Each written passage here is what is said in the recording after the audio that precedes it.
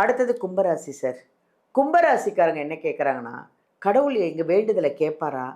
ஏன் எங்களுக்கு மட்டும் இவ்வளோ கஷ்டத்திலேயே இருக்கோம், சோதனையிலே இருக்கோமே? ஒருவேளை பிரம்மன் வந்து விதிய எழுதுனாரா? இல்ல எங்க விதிய எழுதவே மறந்துட்டாரான்னு கேட்குறாங்க சார். பொதுவா கும்ப ராசி காலபுருஷனுக்கு 11வது வீடு. சனி என்ற அம்சம் உண்டு. இப்ப நீங்க கேட்கறது அத்தனையுமே பார்த்தீங்கன்னா, ஆனா அந்த ராசிக்குங்க சுய கௌரவம் உண்டு. பேச்சு திறமையால் உலகம் உண்டு. லாபம் இல்லையா? இந்த கும்ப ராசி அங்க இருக்கக்கூடாது. ம். பிஸ்னஸ்ன்னு எடுத்துக்குவோம். இந்த ம். பிஸ்னஸ்ல இன்றைய நவீன கால டெக்னாலஜியை சரியாக பயன்படுத்தக்கூடியது. ம். ஏஐ டெக்னாலஜிக்கு இந்த ராசிக்கு இந்த கும்பராசிக்கு ஏஐ டெக்னாலஜிக்கு தொடர்பு உண்டு. இந்த ராசி ஃபேன்சி நம்பர் வாங்கக்கூடிய ராசி. வண்டி வாகனம் வாங்குறீங்களா? ஃபேன்சி நம்பர் தான் வாங்கணும்.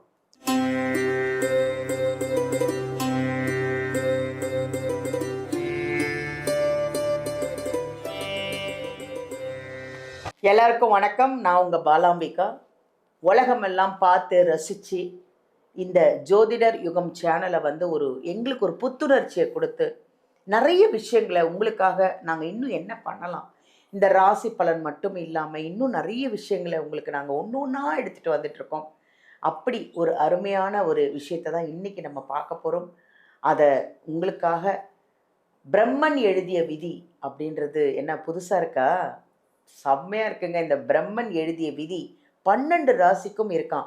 அப்படி என்ன அந்த பிரம்மன் நம்ம 12 ராசிக்கும் என்னதான் சொல்லியிருப்பாரு அப்படிங்கிறத நம்ம ஜோதிடர் டாக்டர் ஸ்ரீ சுபம் விஜயகுமார் அவர்களை தான் நம்ம சந்திக்க போகிறோம். அவர் சாதாரண ஆள் இல்லைங்க. அவர் வந்து ஜோதிடம், பிரசன்னம் பார்க்குறாரு, வாஸ்து பார்க்குறாரு.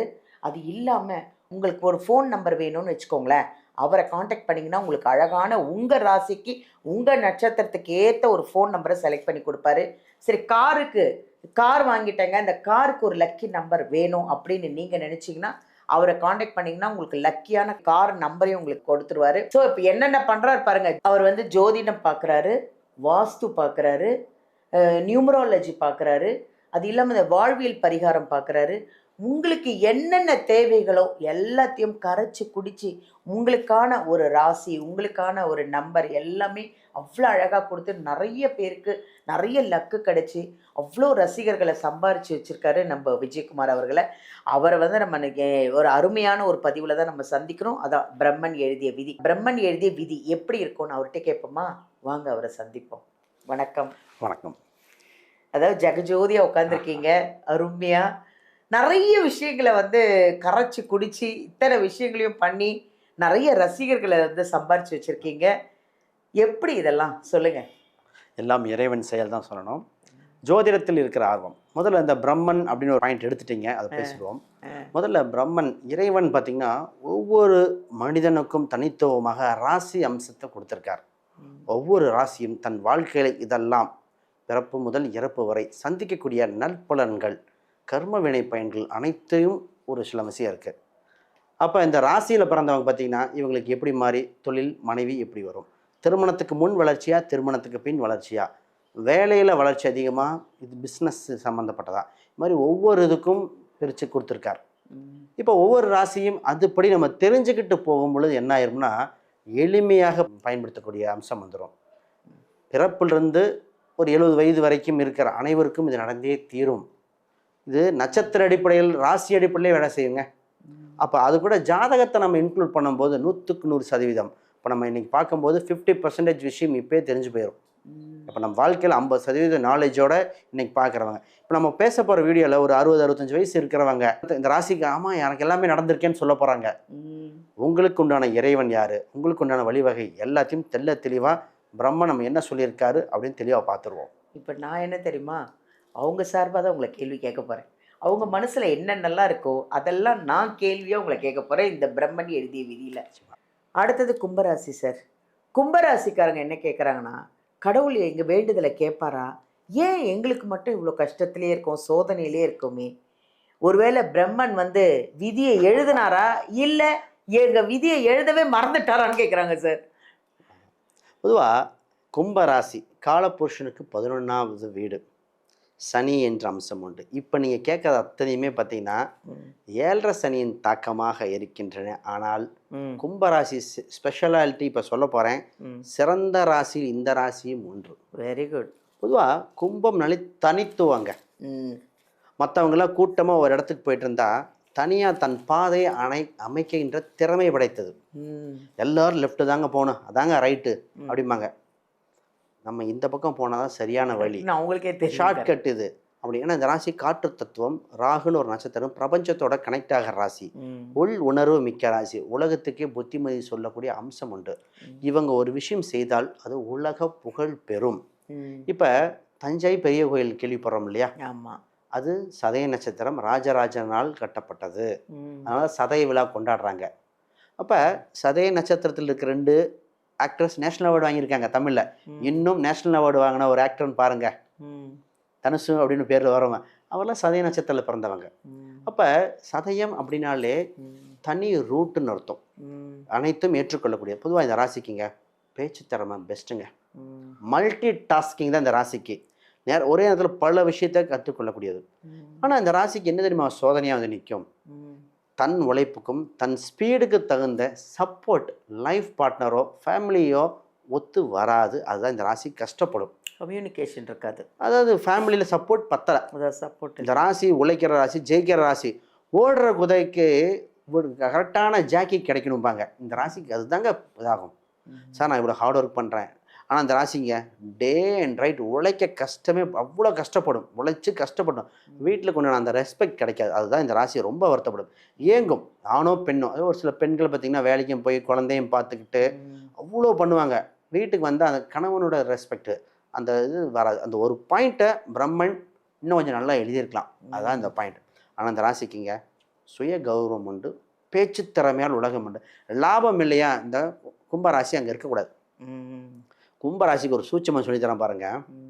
உலகில் எந்த ஒரு பிரச்சனை வரட்டும், வயித்தை காய போடக்கூடாத ராசி இந்த கும்பராசி. ஓ. தூக்கத்தையும் பசியையும் வைத்திருந்தால் கும்பம் தோத்துவிடும். புராண கதையில் பார்த்தீங்கன்னா சாப்பிடாம போன இந்த ராமாயணத்தினோடு சொல்லுவாங்க.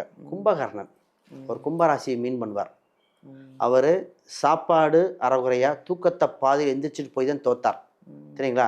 அப்போ கும்பராசிக்கு விஷயமே என்ன தெரியுமா? வெறும் வயிற்றோட எந்த ஒரு மீட்டிங் எவ்வளோ பேசணும் நடக்காது. வயிறும் மனமும் நிறைந்தால் உங்களுக்கு எல்லாமே சக்ஸஸ் ஆகும். இந்த ராசிக்கு பிஸ்னஸில் மிகப்பெரிய யோகம். தொழில், பிஸ்னஸ் எல்லாமே இருக்கும். பிஸ்னஸ்ன்னு எடுத்துக்குவோம். இந்த பிஸ்னஸில் இன்றைய நவீன கால டெக்னாலஜியை சரியாக பயன்படுத்தக்கூடியது. ஏஐ டெக்னாலஜிக்கு இந்த ராசிக்கு, இந்த கும்பராசிக்கு ஏஐ டெக்னாலஜிக்கு தொடர்பு உண்டு. ஏஐ டெக்னாலஜி இந்த ராசி ஏதோ ஒரு வகையில் வயசானவங்க கூட பயன்படுத்துவாங்க. அப்போ டெக்னாலஜி, இன்ஸ்டாகிராம், சோஷியல் மீடியா அனைத்தும் பயன்படலாம். சோஷியல் மீடியாவில் பாப்புலர் ஆகக்கூடியது. தன் விளம்பர யுக்தியை சரியாக கையாள திறம்படைத்த ராசி உண்டு. இந்த ராசி உண்டு. இந்த ராசி என்னென்னா பர்ஃபெக்ஷன் ஓவராக எதிர்பார்க்கும். தன் வேலையாட்களை சரியாக இந்த மாதிரி பண்ணணும். ரைட். இவங்க டார்கெட் ஆஃப் ஆடியன்ஸ் யார் சார் அப்படின்னு கேட்டால், பிஸ்னஸில் உயர்தரம், அதாவது பொருளாதார ரீதியாக உயர் அளவில் இருக்கக்கூடியது, பர்ஃபெக்ஷனிஸ்டாக இருக்கக்கூடியது, இந்த டாக்டர், கவர்மெண்ட் ஆஃபீஸர், இதெல்லாம் இந்த ராசிக்கு ஒரு டார்கெட்டாக இருக்கும். இவங்க எடுக்கிறது எல்லாமே ஒரு மிகப்பெரியதாக இருக்கும். சரி, இந்த ராசிக்கு வீடு, இடம், சொத்து நிச்சயமாக உண்டு. என்ன தெரியுமா பண்ணும்? 4ஆம் இடமும் சுக்கிரன், 9ஆம் இடம் சுக்கிரனாக இருக்கனால இந்த கும்பராசிக்கு ஒன்றே ஒன்று பிரம்மன் சொல்லிகிட்டே இருப்பான். நல்ல வீடாக பாரு, வாஸ்து கரெக்டாக பாரு, வாஸ்து கரெக்டாக பாருன்னு.